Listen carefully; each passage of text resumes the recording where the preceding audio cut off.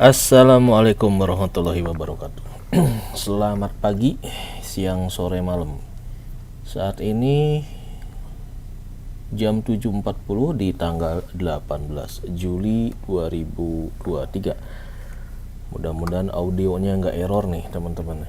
Tadi pagi sebelum subuh saya udah coba-coba rekam video, upload ke YouTube. Begitu di running di YouTube audionya kagak kedengeran ya. 30 menit cuap-cuap ternyata harus diulang.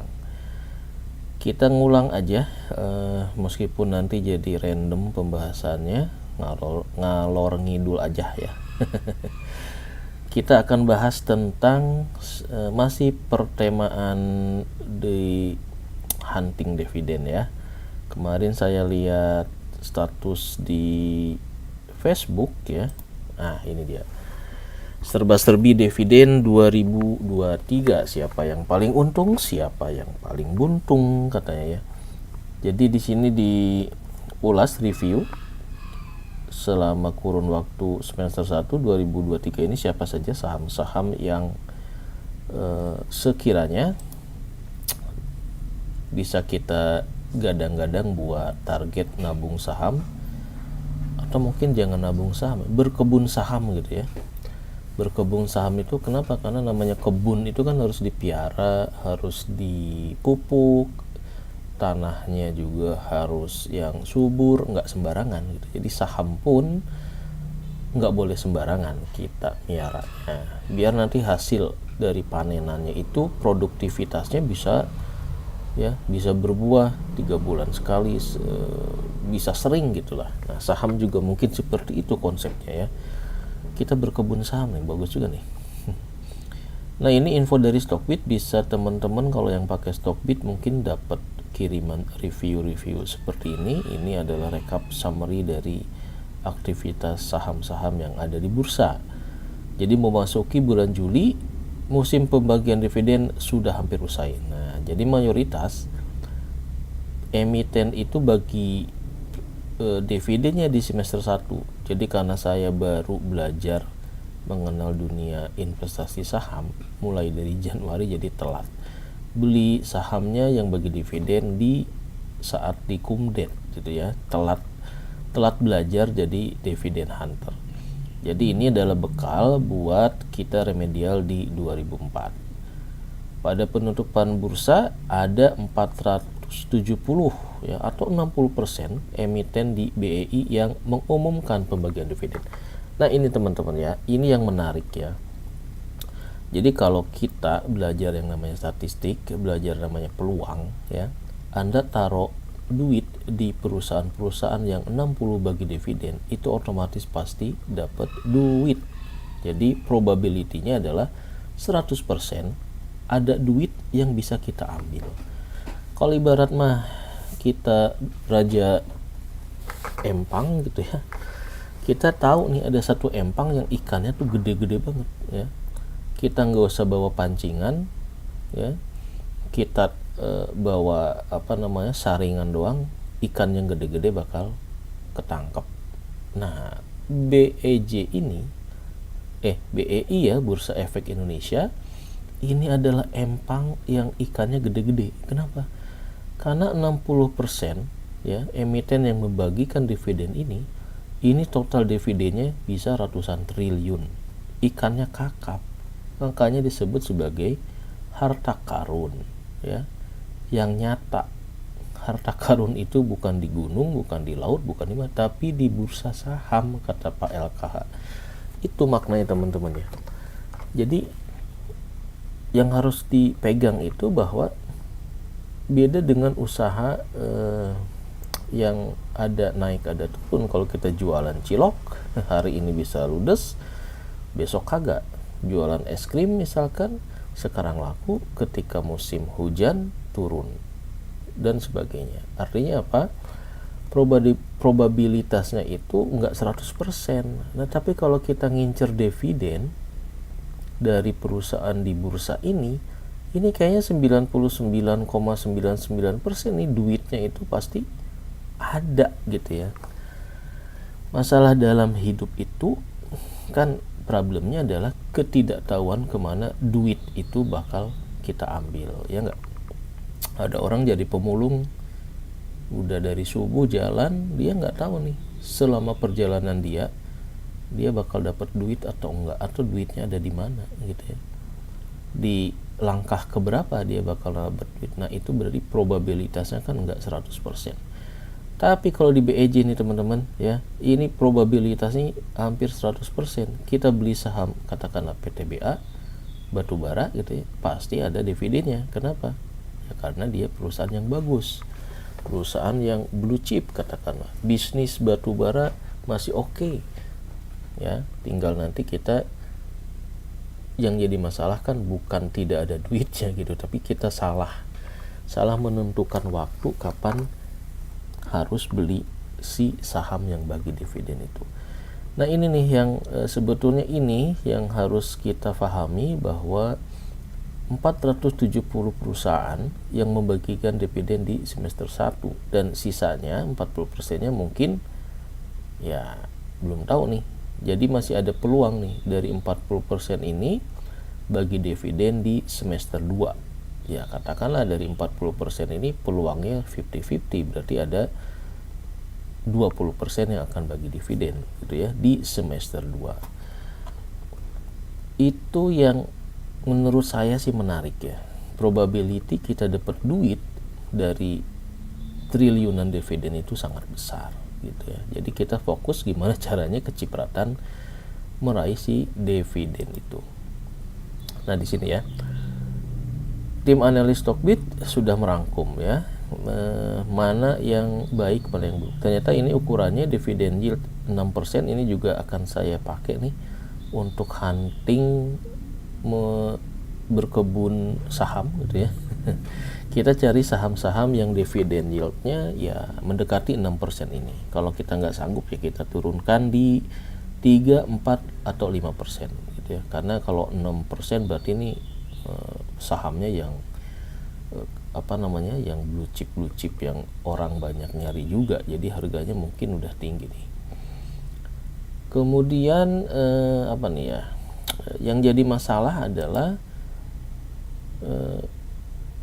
ketika kita jadi dividen hunter, maka dividen trap selalu menghantui. Nah ini adalah beberapa summary mana saham yang bagi dividen tapi dia harganya naik juga nih. Nah ada INSP dan lain-lain ya. Kalau ini berarti nih top market nih, rezekinya bagus banget ya. Tapi ada juga yang top loser, yaitu dia bagi dividen tapi kemudian harganya malah anjlok.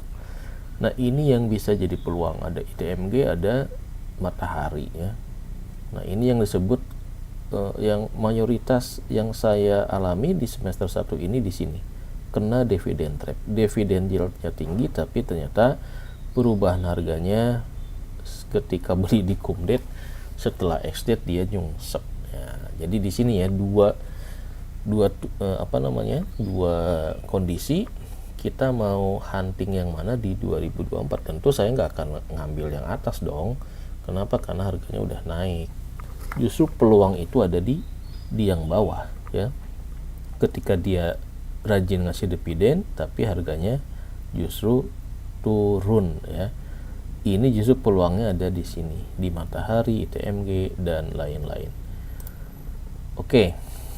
Apalagi nih? Nah, ini mungkin moral ceritanya ya. Beberapa catatan dari pembagian dividen atas tahun buku 2002 gitu ya. Ada sektor batubara dividen trapnya gede gitu ya, kayak batubara dan lain sebagainya.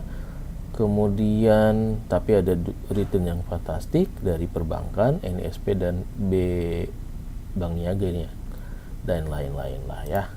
Nah keidean dari itu, maka saya kemarin oret nih tentang ini masih on the track nggak sih cita-cita kita gajian dividen dari investasi saham ini ya. Ini mission impossible ataukah gimana gitu ya, mengais recehan duit dari triliunan dividen di pasar modal gitu. Impossible but doable ataukah doable but impossible. Nah, menurut teman-teman yang mana ini? Ya, kalau saya sih ke sini, impossible but doable. Artinya memang tidak gampang gitu ya. Sesuatu yang probability-nya untuk tidak terjebak dividend trap besar gitu ya. Tapi ini yang penting tuh doable-nya gitu ya. Jadi kalau kita yakin ini doable, hambatan apapun yang sebagian orang bilang impossible, sebagian orang nggak tertarik gitu ya di investasi saham ini, buat kita yang sudah menjalaninya, ya kita nggak akan memperdulikan impossible-nya, tapi akan kita fokus ke doable-nya gitu ya. Jadi kesini lagi ke kurikulum kita belajar investasi itu fokus gimana caranya biar meningkatkan literasi keuangan buat diri kita, buat anak bini kita, buat tetangga, buat keluarga dan sebagainya, biar kelak anak keturunan 7 turunan gitu ya bisa menikmati yang namanya gajian dari dividen ya.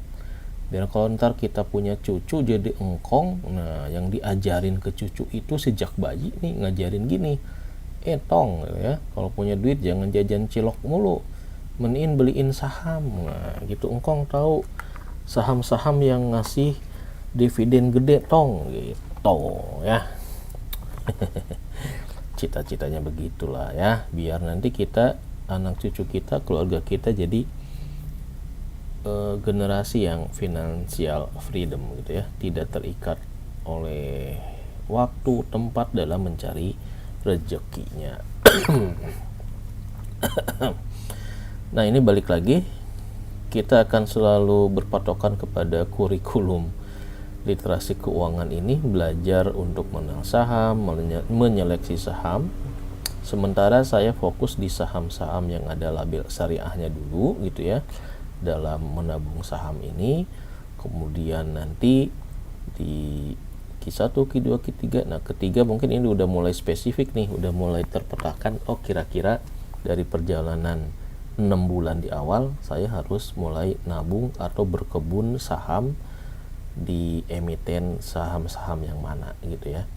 Kemudian nanti kita di 2004 itu udah nggak tergoda dengan saham-saham yang baru. Kenapa? Karena kita udah menikmati gitu ya, udah menikmati bahwa oh iya ini PTBA DVD-nya jumbo 30%, 29 atau 28 lah ya, naruh 100 dapat 30.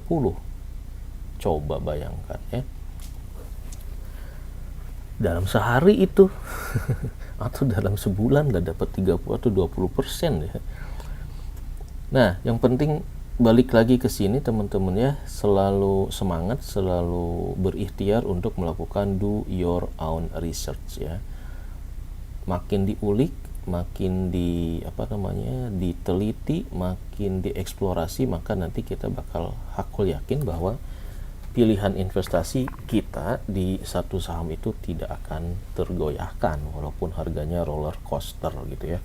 Walaupun orang bilang itu gorengan segala macam, tapi karena kita ngerti, kita tahu bisnisnya, kita tahu aktivitas si perusahaan tersebut, kita tahu orang-orang yang track record yang jadi manajemennya, maka kita akan tetap memegang si saham itu, malah nambah terus gitu ya. Jadi pesan moral, lakukan do your own research agar investasi saham kita nggak disebut sebagai judi. Karena kalau kita nggak melakukan research, tidak melakukan penelitian, cuma ngikutin orang, ya itu bisa jadi mirip judi. Karena ya ntar bandar doang yang cuan mulu, kita nggak ikutan cuan memperkaya bandar. Secara definisinya ya, tanpa DYOR maka investasi saham ataupun mungkin semuanya lah gitu ya, tanpa melakukan penelitian, analisa dan sebagainya, itu ya spekulasi hidup kita. Kalau spekulasi berarti ya kesini jadinya arahnya ya. Oke, ini sekedar disclaimer bahwa bukan ajakan tapi sekedar berbagi bahwa ini adalah cara saya dalam belajar investasi saham buat meningkatkan pengalaman literasi keuangan buat anak bini, buat anak istri, buat ya orang-orang yang di sekeliling kita yang butuh duit. Ya, soalnya kalau kita doang yang banyak duit tetapi saudara kita gitu ya nggak punya duit, itu juga kan masalah gitu ya. Jadi kita seharusnya ngajarin siapapun yang kita kenal atau tidak kenal agar bisa gampang dapat duit. Nah, menurut saya nih, gajian dari dividen ini sesuatu yang ini, balik lagi ya, sesuatu yang impossible but doable ya. Semua orang bisa melakukannya gitu ya, asal ya tiap hari belajar ya. Oke, balik lagi, jadi temanya ke situ, bahwa gajian dari dividen itu walaupun cuma mungut recehan duit, tapi yang duit ini berasal dari triliunan dividen di pasar modal. Kenapa disebut triliunan? Nah, kita balik lagi ke sini teman-teman ya. Balik lagi ke mana ya? Yang apa yang dikatakan oleh LKH ya. LKH. Waduh, bukan di sini ya punya. Nah, pokoknya minimal kita nih cita-cita kayak orang ini lah. Ya. Gimana caranya kita bisa jadi orang yang disebut-sebut sebagai orang yang rajin ibadah, tajir melintir. Ya, kenapa? Karena tiap tahun dia dapat dividen sebesar segini tiap tahun gitu ya. Cuma dari saham Saratoga doang, apalagi dari bisnis yang lain. Nah, ini yang udah kita coba, saya coba nih dari mulai April, Mei, Juni, Juli udah mulai merasakan yang namanya kejebak di dividen trap. Tapi yang penting itu adalah, wah bener nih, kalau kita beli satu saham ternyata bener ada duitnya yang disebut sebagai dividen tunai. Ini yang mahal sebetulnya ya, keyakinan bahwa harta karun itu adanya di pasar modal.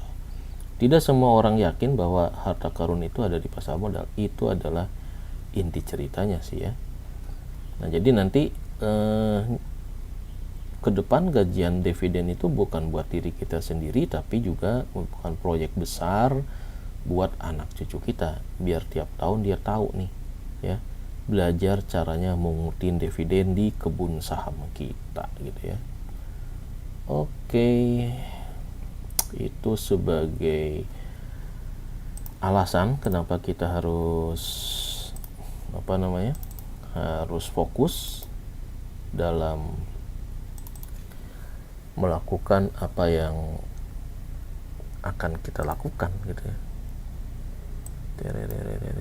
Nah, inti persoalannya sih di sini ya sebetulnya, hidup kita tuh literasi keuangan kita rendah gitu ya. Makanya kita harus mengajarkan anak cucu kita nih biar punya pemahaman literasi keuangan. Kenapa? Karena di sekolah mereka tidak diajarkan cari duit. Itu yang kita alami, belajar fisika, matematik segala macem gitu ya. Tapi kita bingung gimana menjadikan mata pelajaran itu jadi duit. Kenapa? Karena otak kita bukan otak jenius. Otak kita sebagai rakyat jelata yang dikasih makan sama emak bapak kita ala kadarnya, beda dengan orang-orang yang otaknya otak Habibi, yang nyari duitnya gampang. Nah, gitu ya. Ini udah pernah bahas lah ya. Nah, ini sebetulnya ya, ada ratusan triliun total dividen di pasar saham. Ini yang akan kita incer gitu ya. Contohnya nih, Bank Mandiri labanya 41 triliun. Karena otak kita nggak pinter, maka kita nggak kecipratan laba dari Bank Mandiri ini. Kenapa? Karena kita nggak bisa masuk kerja di Bank Mandiri, even sebagai OB-nya doang. Nggak semua orang bisa jadi OB-nya di Bank Mandiri. Itu masalahnya. Kenapa? Ya mungkin dia rumahnya di pelosok, ya di tengah pulau, di mana yang jauh dari perkotaan gitu ya. Tetapi setelah zaman sekarang ada yang namanya dunia dalam genggaman ya, maka kita jadi punya kesempatan untuk merasakan laba si Bank Mandiri ini melalui yang namanya investasi online. Biar kecipratan nih 220 triliun ya. Ini balik lagi ke sini teman-teman ya. Balik lagi ke sini. Jadi selama 1 semester bahwa gajian dividen itu impossible but doable ya. Kalau yang doable but impossible ini berarti ya impossible gitu ya, kita ngelakuin sesuatu tapi hasilnya ya kayak Sangkuriang gitu, bikin gunung, bikin perahu tapi nggak jadi, akhirnya sia-sia. Tapi kalau impossible but doable, nah berarti kita bisa melakukan tapi kita punya kesadaran bahwa itu sesuatu yang berat gitu ya. Oke. Nah ini, jadi selama Januari sampai Juni saya sudah punya gambaran dari uji coba saham-saham yang jadi kelinci percobaan. Ternyata ini ya tersangkanya gitu ya. Jadi dari sini teman-teman bisa lihat nih, ada yang ngasih dividen ya, ada perusahaan yang mungkin selama ini kodenya kita kenal, ada Telkom segala macam ya, sudah muncul Excel gitu. Tetapi kalau dilihat dari ukuran dividen yield ya, ini kecil gitu. Excel cuma 2%, Telkom 4%, sama dengan si FECT nih 4% juga. Jadi kalau kita mau hunting dividen, jadi dividen hunter, maka kita mendingan beli FECT dong gitu ya. Kenapa? Karena Telkom kan mahal, kita butuh modal gede buat dapat dividen yang besar dari si Telkom ini. Nah, bisa seperti itu kita kalau dividen base investasinya ya. Nah, untuk yang dividen yield jumbo seperti ini ada PTBA, MBAP dan sebagainya macamnya. Nah, ini yang nanti kita bakal jadikan project nabung saham, berkebun sahamnya di saham-saham yang yieldnya ini tadi berapa, 6% ya, berarti di sini nih ya, katakanlah inilah 5% ke atas, cicil ya. Tapi di luar saham-saham ini tentu juga ada saham yang lain, karena ini adalah saham yang saya uji coba di periode Januari sampai Juni. Kita ambil contoh si FECT teman-teman ya. Dia cuma bagi dividennya cuma 2 perak, tetapi harga saat kumdek ya di bawah 100 perak kalau nggak salah ya, sehingga yieldnya itu bisa 4%. Nah, jadi nanti kita pertanyaannya kan ke sini nih, kriteria apa yang harus kita bikin agar satu saham itu layak disebut bibit yang bagus buat nabung saham, bibit yang bagus buat berkebun saham. Nah, saya lagi masih fokus di FECT walaupun di Q1-nya loss gitu ya. Ini beberapa item yang bisa kita bikin ya. Ada aspek dividennya, ada dari good corporate governance-nya, janji manajemennya gimana, komitmen enggak, dari sisi kinerja laporan keuangan gimana ya. Kemudian nah ini yang paling penting, dari sisi bandarmologinya, posisi investor retail itu gimana. Jadi kalau teman-teman menganalisa satu saham secara detail seperti ini, nanti ngoleksi sahamnya ini lebih enak gitu ya, nggak akan goyah gitu. Kenapa? Karena kita berinvestasinya akan jangka panjang. Ini contohnya aja nih, si FECT setelah IPO walaupun dividennya cuma 2 perak ya, tetapi ini si manajemennya memenuhi janji ketika IPO ya, dia bagi dividen. Beda kayak si saham Sultan Subang misalkan, dia janji tapi ternyata nggak kedengaran bagi dividen kalau nggak salah ya. Nah, tinggal nanti di 2004 ini kita mau menindaklanjutinya seperti apa gitu ya. Yang jadi bahan harus direview lagi adalah kondisi laporan keuangan. Tentunya di Q1 ini masih rugi. Nah, kita harus mencermati gimana kondisi Q2, Q3, Q4-nya gitu ya.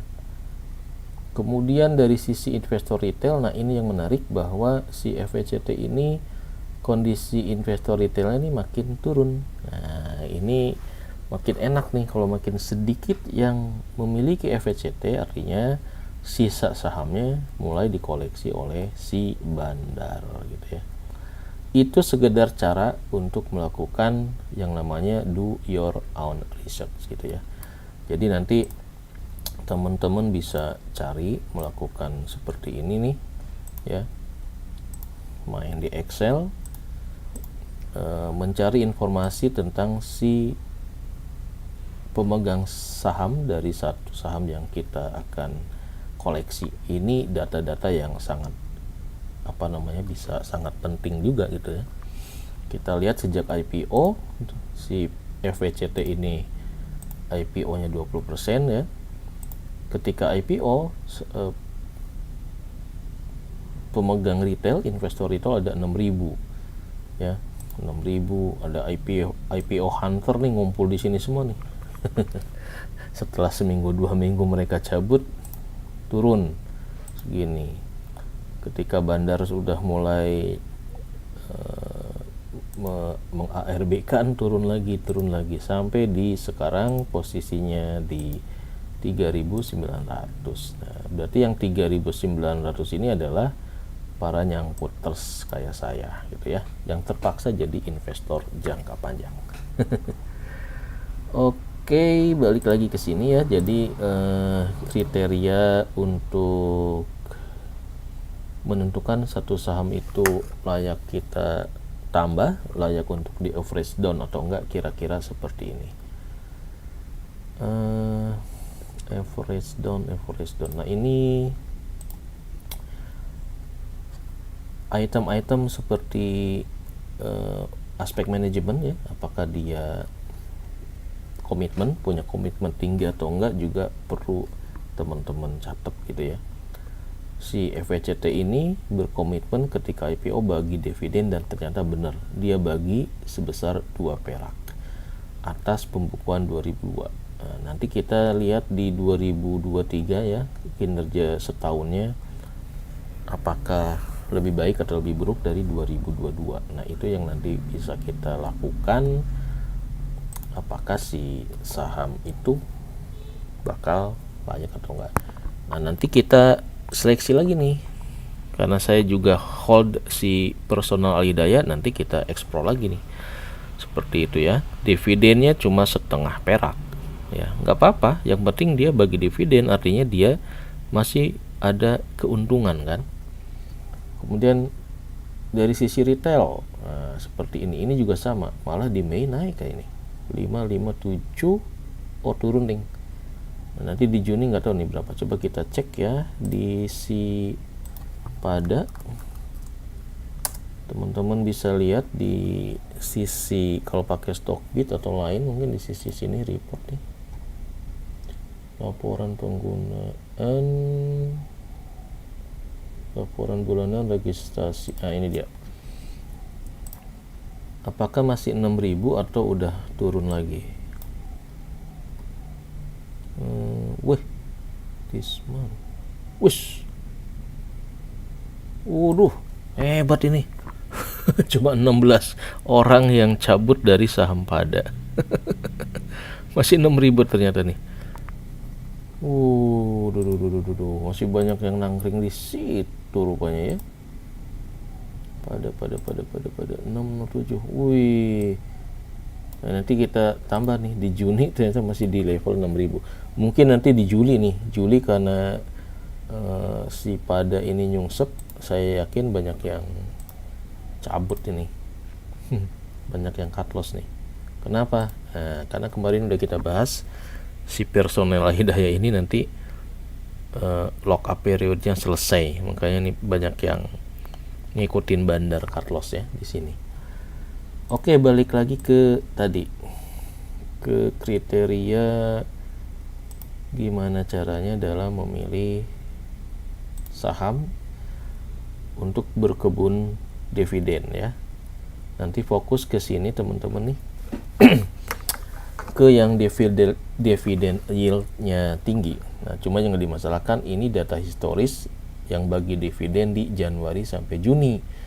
Yang jadi masalah kan nanti untuk periode dividen Juli Desember itu saham apa aja. Nah, jadi untuk menjawab itu teman-teman harus ngelihat ke bersusah payah dulu gitu ya, ngelihat ke data yang ada di webnya KSEI gitu ya. Nah, ini ada pertanyaan bagus nih, saham apa yang kira-kira mau bagi dividen gitu ya. Ini pertanyaannya tanggal 17 Juli, artinya kalau mau berarti kan dari Juli sampai Agustus, September, Oktober. Nah, seperti itu ya. Jadi kalau kita main data seperti ini, mana ya nih? Ini kalender. Nah, berarti yang ditanyakan kan, apa yang tadi saya rekap adalah dari April sampai Juli. Saya kelinci percobaannya di sini. Nah, yang jadi pertanyaan adalah di Agustus sampai Desember ini saham apa aja yang kira-kira punya peluang dividennya tinggi dan harganya masih murah. Nah, ini nih kandidat-kandidat seperti ini gimana nyarinya ya. Nah, mau nggak mau kita harus ngoleksi yang namanya data, harus melakukan DYOR gitu ya, melakukan do your own research. Jadi harus ya nganalisa sendirilah, nganalisa alias cari aneka data. Datanya dari mana? Nah, untuk data historical dividend teman-teman bisa lihat di webnya Custodian Efek Indonesia, KSEI di sini ya. Ini data dividen selama setahun dari 2020 ke bawah juga ada. Ini contohnya nih, saya udah collect untuk data di selama saya cuma ngoleknya dari 2020, jadi selama 4 tahun ke belakang saya udah download. Cuma sayang ini di sini nih belum ada PTB kayaknya. Jadi bentuknya seperti ini teman-teman ya. Nah, ini adalah yang tadi disebut si Stockbit ya. Ada 40% lebih. Ini nih. Mana tadi? Nah, 470 emiten yang membagi saham di BEI. Berarti dia datanya dari, nah harusnya 470 ya. Ini data lama nih. Saya masih 200 ya. Jadi nanti teman-teman bisa download schedule cash dividend di Custodian Central Effect ini ya, untuk data tahun 2023 nya gitu. Saya udah download belum ya? Mana ya? Ternyata belum ya. 2002. Nah, ini belum terupdate ternyata. Aduh.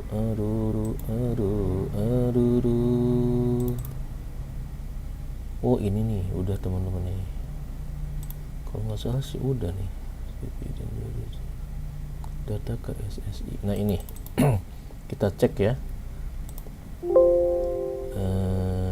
Mana nih? Nah, ini dia. Ini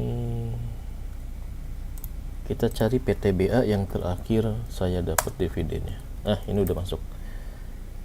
Ini 200. Nah, 300 ternyata ya. 300 yang udah kasih cash dividen sampai tanggal ini 10. Ini data sampai tanggal 10 ya. Nah, dari data tiap tahun ini nanti teman-teman gabungkan ya. Ada 2002, 2020, 2001.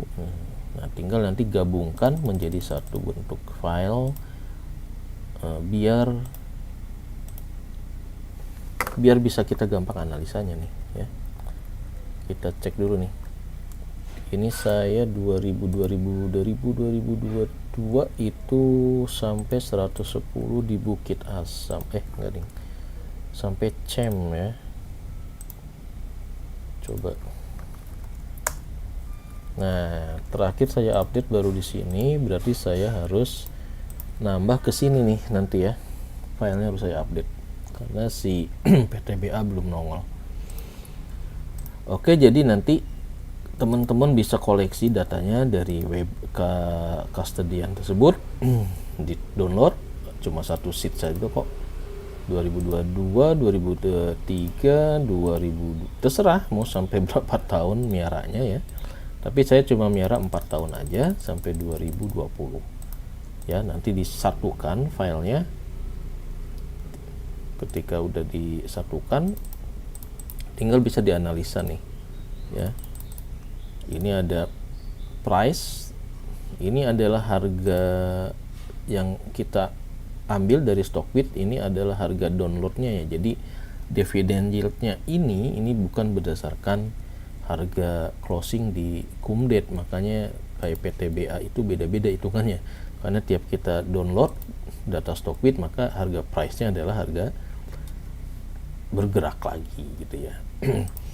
Nah, nanti teman-teman bisa identifikasi mana yang termasuk dividennya itu 20 terbesar ya, di atas 10%, misalkan jumbo dan sebagainya. Nanti bentuknya bisa jadi seperti ini nih ya. Jadi kalau kita mau hunting teman-teman ya, kita mau hunting jadi enak nih. Misalkan saya mau hunting dividen yang di 2003 ini belum ngasih dividen. Nah, itu kan pertanyaannya seperti itu ya. Siapa saja perusahaan yang di bulan sekarang bulan 7, berarti kita pilih 8, 9, 7 bulan 7 ya, 10 berarti masuk nggak? Bulan 7 ini bulan 7 udah mau. Jadi 10, 11, 12. Nah, berarti yang data historikalnya di 2021 atau tahun lalu lah. Saya ambil 3 tahun ya, yang bagi dividennya itu di Agustus sampai Desember. Nah, ini paling atas nih, kita contoh aja MBAP. MBAP bukannya udah ya. Ini do your own research-nya agak ribet memang ya, karena harus ngoprek-aprek.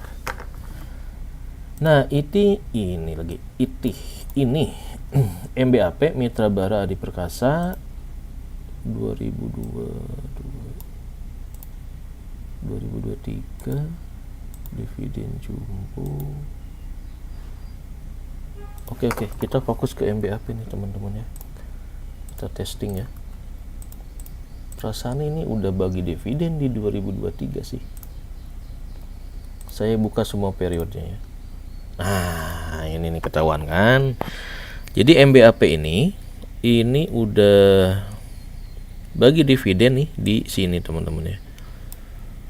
Ini saya keluarin dulu. Nah, ini lebih cakep. Lebih cakep. Ini bulannya gimana nih? Nggak bisa di sort. Oke. Nggak bisa juga. Ini bulan 6 ternyata. Jadi di 2023 ini bagi dividen di bulan 6.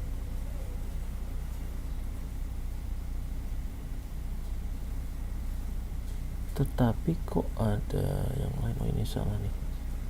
Targetnya kita pindah ke sini teman-teman ya.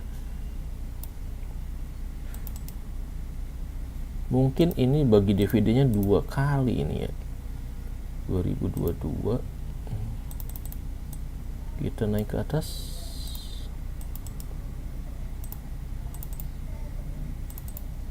(2020) kita fokus di 2000. Oh iya. Nah, ini menarik teman-teman ya. Jadi di 2022 ternyata si Mitra Bara ini dia membagi dividennya 2 kali teman-teman nih. Lihat nih ya. Wow. Coba kita lihat di sini. MBAP 2000. Wush, mantap nih teman-teman. Ya.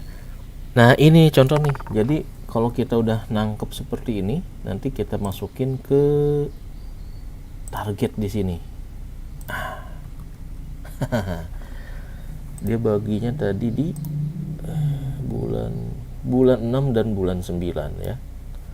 Jadi dalam setahun MBAP ini membagi dividennya 2 kali nih ya.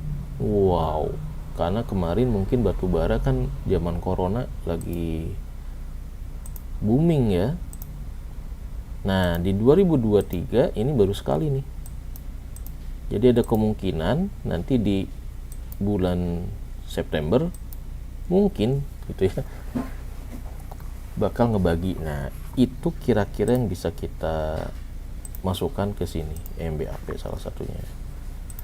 Kemudian kita hunting yang lain, misalkan kemarin saya udah lihat-lihat Hexa.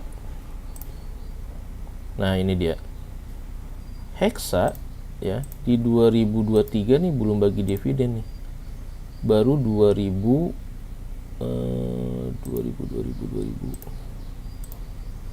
kita buka lagi ya,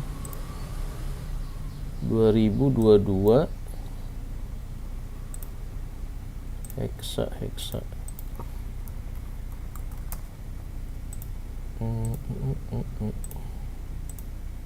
kenapa nggak mau nih target ini suara kok nggak mau ya. Ini udah, oh dia di sini ya. Nah, Hexa nih kita lihat teman-teman ya, Hexa tadi dia nggak masuk ke dividen jumbo kelihatannya ya, jadi dia dividennya itu masuk juga sebetulnya. Dia 2003 belum nih, dia membagi dividennya di, nah ini baru 2022 2020 years kesini, target sini.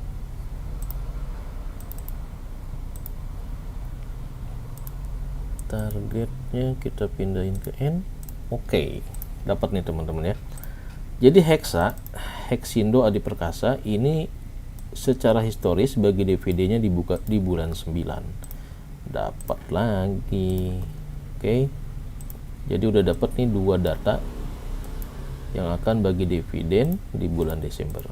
MBAP dan Hexa. Berapa dividennya? Wah, ini sekitar segini. Ini apa ya? Yang ini diabaikan saja teman-teman, fokus ke sini. Tahun lalu sekitar 700. Wis, mantap ya. Kita lihat nih. Nanti kita langsung lihat di Stockbit nih. Nah, kira-kira nih hunting dividen ini seperti ini ya. Jadi nanti kita bisa ngelihat kinerja si saham Hexa. Wow, udah mulai naik ya. Dia mentok di 5.400. Coba kita lihat dalam 3, paling tingginya di 700, sekarang 6.500. Nah, dengan kondisi seperti ini harganya udah mulai naik ya, 6.400 lah. Nah, kira-kira nih aman nggak sampai nanti bulan September ya? Kalau kita lihat paling tinggi selama setahun ya di 7.500 ya, masih ada kemungkinan nyentuh ke sini. Jadi begitu ya kira-kira ya bikin target hunting ini. Jadi Agustus, September, Oktober sampai Desember, sampai tahun nanti ulang lagi ya, balik lagi nih. Kita cari yang di Januari, Februari, Maret kita isi ya. Di sini kita udah dapet nih untuk yang September 2 saham ini dulu.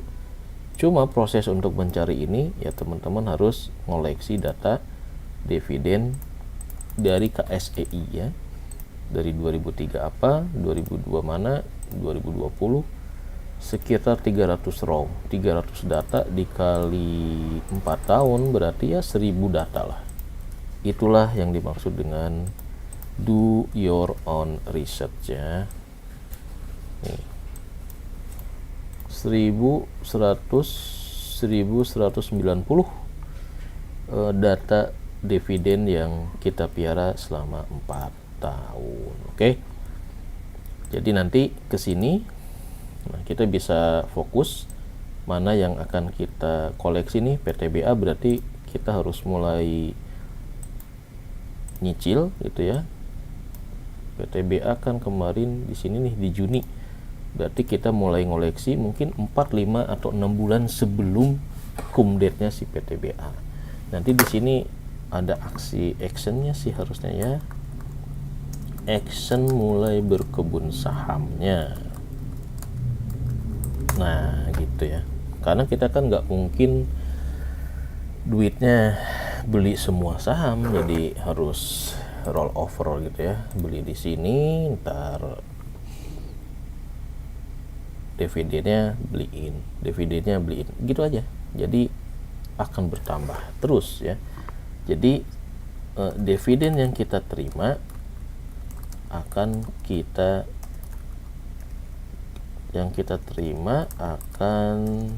direinvestasikan kembali, apakah itu semua atau sebagian ya itu cincai aja ya.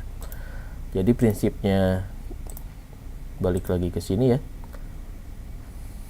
gajian dividen itu impossible but doable ya, seperti itu teman-teman ya. Prosesnya panjang dan tapi menantang, menarik.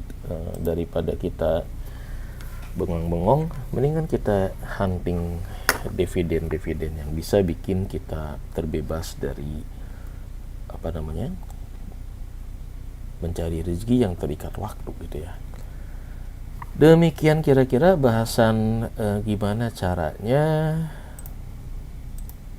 mencari saham yang memenuhi kriteria layak untuk dijadikan proyek kebun saham kita ya. Banyak aspek dari sisi manajemen, laporan keuangan ataupun dari bandarmologinya itu yang harus kita gali gitu ya. Apalagi ya, mungkin itu dulu udah haus nih. Nah yang penting ini ya, jadi belajar investasi saham itu emang nggak mudah kalau belajar investasinya yang benar gitu ya, yang bisa kita wariskan ke anak cucu nanti tuh sahamnya. Kalau cuma trading doang ya kita pinter, belum tentu tuh anak cucu pinter gitu ya. Tapi kalau kita jadi investor jangka panjang yang berbasis dividen ya, 7 turunan pun selama itu perusahaannya masih ada, anak cucu kita bakal tetap kebagian dividen gitu ya teman-teman. Yang penting sesuatu yang bisa diukur pasti bisa kita akur. Nah ini kunciannya ya. Jadi kita harus mengukur dividen mana aja yang harus kita hunting biar kita bisa mengukur apakah dividennya bakal jumbo atau enggak. Demikian teman-teman. Kira-kira bahasan kita tentang cara hunting dividen di situ. Jangan lupa segera download data-data di sini ya, di KSEI, data dividen yang setahun rekapannya ditaruh di sini. Biar nanti kita bisa hunting. Nah, seperti tadi ya, saham mana saja yang kira-kira belum membagikan dividen di 2022. Nah, ini Hexa apalagi ya, yang gimana caranya ya biar kita tahu bahwa dia belum bagi dividen. Nah itu juga menarik ya, emang harus ngotak-ngatik Excel sih. Kemarin itu coba INDF itu kan Indomie. Nah ini dia teman-teman ya, Indofood sukses makmur 20 ini baginya di, wah ini beda-beda ya. Di NDF apakah di 2023 udah bagi? Kayaknya udah juga nih. 2003 belum ya. Di NDF emang belum bagi dividen deh. Ini di bulan 789. Baginya di 789 ini. Kita cek dulu. Apakah dia sudah membagi? Oh kayaknya udah nih, udah turun. Kita lihat di report atau di sini ya. Mungkin ini udah kumdet, udah bagi, tapi memang tanggalnya beda-beda. Oh iya, ini udah nih. Udah di tanggal 6 Juli recording, paymentnya 26. Oh pantesan belum payment ya, jadi belum masuk ke data saya. Nah ini enaknya teman-teman ya, jadi kita bisa tahu saham mana saja yang di 2003 ini belum bagi dividen. Nah itu yang nanti kita akan jadikan sebagai target dividen hunter atau target berkebun sahamnya. Oke, PR berarti kita harus ngisi nih di Agustus apa aja, Oktober, November, Desember. Mungkin fokus ke sini di 3 bulan ke depan ya, biar harganya mungkin belum meroket gitu ya. Yang penting kita udah dapat nih mangsanya 2. Oke, demikian. Jangan lupa ya, jadi gajian dividen dari investasi saham itu adalah sesuatu yang doable ya, biar kita bisa mengais recehan duit dari triliunan dividen di pasar modal. Jangan lupa tetap perkaya diri, perbanyak belajar agar literasi keuangan diri kita dan keluarga kita buat anak cucu 7 turunan bisa naik, sehingga kita bisa mencapai end game kita nih, cita-cita abadinya di sini ya, biar target pendapatan dividen tiap bulan itu ada. Kalau udah bisa ngerasain gajian dividen itu udah cincai banget hidup teman-teman ya. Jadi kayak gini misalkan nih, ini adalah dividen-dividen yang ada di beberapa RDN saya. Jadi kalau nanti, nah kalau udah ngalamin seperti ini nih ya, udah gajian dividennya seperti ini, udah fokus deh, kita tinggal ngajarin anak cucu buat belajar gimana jadi investor yang baik dan benar ya. Oke. Mudah-mudahan bermanfaat.